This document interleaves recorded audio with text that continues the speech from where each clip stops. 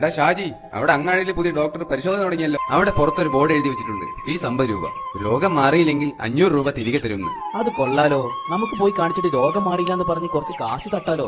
എന്നാ പിന്നെ ആദ്യം ഞാൻ പോവാ. സൂക്കേട് മാറിയില്ലെന്ന് പറഞ്ഞ് ഒരു 500 രൂപ ഞാൻ അടിച്ചെടുക്കും. പിന്നെ നീ പോയിക്കോ.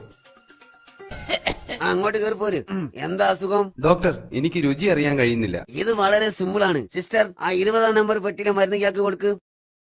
ഛേ, ഇത് മണ്ണെണ്ണല്ലേ? അതെ, രുചി അറിയാൻ പറ്റുന്നില്ല എന്നല്ലേ പ്രശ്നം മാറിയില്ലേ? 50 റുപ്യ വെച്ചിട്ട് പോയിക്കോളി. ഇയാൾ അങ്ങനെ വിട്ടാ പറ്റില്ല. നാളെ ഒന്നുകൂടി വരണം. ഡോക്ടർ, എന്റെ ഓർമ്മശക്തി നഷ്ടപ്പെട്ടു. ഇപ്പൊ ഒന്നും ഓർമ്മയില്ല. അതിനുള്ള മരുന്ന് ഇവിടെ ഉണ്ട് സിസ്റ്റർ. ആ 20-ാം നമ്പർ പെട്ടിയിലെ മരുന്ന് ഇയാൾക്ക് കൊടുക്ക്. അത് മണ്ണെണ്ണയല്ലേ?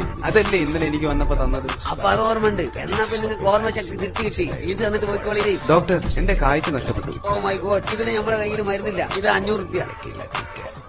ഇത് 50 റുപ്യല്ലേ? ഓ ഗംഭീരം, നിങ്ങളുടെ കാഴ്ച ശക്തി തിരിച്ചു കിട്ടിയിരിക്കുന്നു. ഇത് ഞമ്മക്ക് പെരിയോന് ഞാനാണ്ട മൂത്തോന് നിക്കണ്ട കൊർക്കാന്.